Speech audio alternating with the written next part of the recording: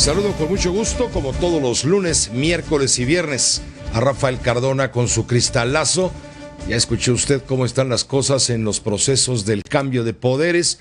Estuvimos en Morelia, Michoacán, el jueves pasado con la toma de posesión de Silvano Aureoles y una larga conversación que tuvimos con él luego en el curso del noticiario, donde hizo promesas, muchos juzgan arriesgadas, audaces, para combatir al crimen, la inseguridad, que es el tema que más pega, y también la parte económica del Estado, la pobreza de 2,5 millones de michoacanos, en fin. Y también muy pendientes hemos estado de lo que ocurre también en Querétaro con el cambio de poder, donde se da nuevamente la alternancia. Regresa el Partido Acción Nacional a gobernar a los queretanos. Dimos cuenta puntual de lo que ocurrió en el cambio delegacional en medio de protestas que hubo en la Asamblea Legislativa del DF, y luego, con todo lo que acaba usted de escuchar, lo escuchaba también Rafael Cardona, de lo que han encontrado la mayoría de los delegados al llegar a sus demarcaciones. Un saqueo completo, contra lo cual el Partido Acción Nacional, a través de su bancada en el Senado, está pidiendo la intervención de la Contraloría del Distrito Federal y también de la Secretaría de la Función Pública, porque no se vale que se vayan los políticos que pierden la elección y se roben hasta los excusados y los focos y se roben las llantas de los coches y nada más dejen los coches con la pura carrocería toda abollada.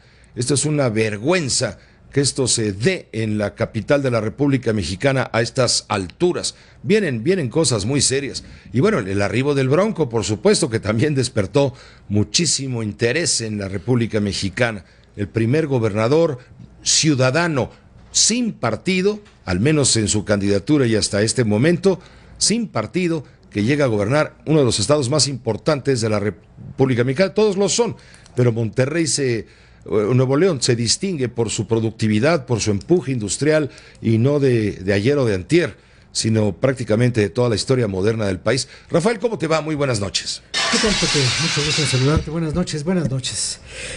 Estaba yo escuchando este asunto de lo de las delegaciones, Pepe, y escuché a Xóchitl Gálvez explicando el desaseo administrativo que se encontró, la inflación de la nómina y la posibilidad de hacer muchos ahorros y las cosas que había y las que no había. Y entonces Xóchitl dice, no había dinero para comprar computadoras porque todo se va en la nómina, todo se va en pagar empleados y más empleados y recomendados y gentes que atiborran las nóminas y no dejan espacio para el gasto de inversión. Ella dice que va a ahorrar 1,000 millones de pesos en toda su gestión. Y eso me recuerda que Xóchitl Gálvez por poquito y no llega. Porque hay una extraña trenza, Pepe, entre lo jurídico, lo político y lo electoral. Los requisitos que se le ponen a la gente para que se cumpla en ellos el derecho constitucional de votar y ser votado, a veces se hacen exclusivamente con la finalidad de frenar a alguien. Por ejemplo, después de que ganó el Bronco, cuyo caso es muy notable por ser el primero que a una escala de gobierno estatal se logra sin un partido que lo respalde, ya hubo partidos y hubo gobiernos como el de Puebla que empiezan a legislar para que le resulte absolutamente imposible a un independiente llegar a la papeleta. Ya no digamos ganar, siquiera llegar a la papeleta, registrarse. Pero eso ha ocurrido, yo recuerdo varios casos, por ejemplo, con Muñoz Ledo en Guanajuato. Muñoz Ledo no pudo probar que su derecho de sangre, de toda su familia de Guanajuato, le permitiera competir contra Rafael Corrales Ayala, si es que no me equivoco, en el competidor que iba por el PRI. Andrés Manuel López Obrador por poquito no llega, porque se le impuso un requisito de residencia, porque su credencial de elector tenía como domicilio la calle de Monterrey, en donde estaba el Partido de la Revolución Democrática, o sea que él vivía en el partido, no solo vivía del partido, sino en el partido. Finalmente se arregló esto. Ahora en Oaxaca se le presenta la misma situación a Murat, a Alejandro Murat, que ya fue diputado por Oaxaca. Entonces ahora resulta que ya se le quitó lo oaxaqueño porque hay una interpretación de que los años de residencia, pero él opone el nacimiento de sus padres oaxaqueños, según dice la constitución local, a la circunstancia de la residencia porque ha tenido trabajos fuera de Oaxaca. Entonces, ¿cómo lograr que los derechos políticos sean protegidos por las leyes y no que las leyes se conviertan en obstáculo para el ejercicio de los derechos políticos?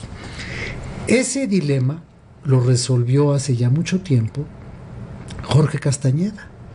Hoy no estaríamos viendo el asunto del Bronco si Jorge Castañeda no demanda al Estado mexicano frente a la Corte Interamericana de Derechos Humanos. Que no es lo mismo que la comisión, eso son dos cosas diferentes. La Corte.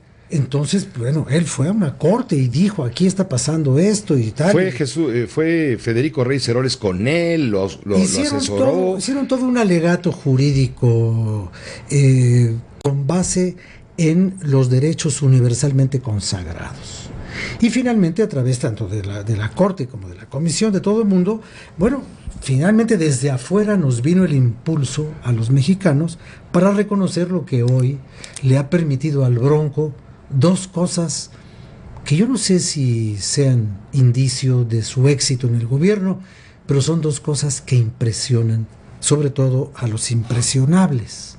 Una, ponerle un letrero a la silla del gobernador diciendo, esta silla te enferma de megalomanía, de locura, no sé qué, y de egoísmo. No te sientes, no esta silla está maldita. Bueno, eso fue lo que dijo Soto y Gama, o lo que le escribió a Zapata para que Zapata lo dijera. Dijo, la silla está embrujada. Peligro no sentarse. Ajá. Esta silla enferma de poder y egolatría. Le faltó un en.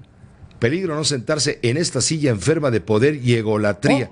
Y la mandó a la basura. O peligro no sentarse, punto. Pues ¿sí? Esta silla enferma. Como escriba él, pues es cosa que la gramática pues está bien. Sí. Pero la idea es esa, ¿no? Eso es una cosa desde el zapatismo, ¿no? Que viene desde Zapata. Y luego la otra cosa, hacer un paseo a caballo. Yo no entiendo. Una cabalgata ayer. ¿Qué tiene que ver el arte ecuestre con la capacidad de gobernar? Ya durante muchos años vimos a los gobernadores de la frontera en cabalgatas con sus vecinos de los Estados Unidos, una cosa así un poco de como si todos se sintieran John Wayne, ¿no? Y entonces la gente dice, serán John Wayne, y dice, no, ay, güey, pero no se sabe qué es lo que están diciendo. Pero el asunto es este, Pepe, y es el tema que a mí me gustaría que especialistas más calificados pudieran analizar. ¿De veras lo jurídico debe normar los derechos o debe proteger los derechos? ¿Y cuáles son estos derechos? Si naciste... Bueno, Vicente Fox no hubiera podido ser presidente si no se cambia un artículo de la Constitución que decía que para ser candidato a la presidencia o para ser presidente era necesario ser hijo de padres mexicanos por nacimiento. Eso se cambió y Vicente Fox pudo llegar. Entonces, siempre se quiere plantear un obstáculo jurídico que limita el ejercicio de los derechos políticos. Y entonces eso cae en la violación de los derechos humanos y es en donde estamos viendo esta interminable espiral de alegatos y confrontaciones que a veces terminan fuera del país. Gracias, Rafael Cardona. Gracias, Pepe. Buenas noches. Gracias, el cristalazo, Rafael Cardona.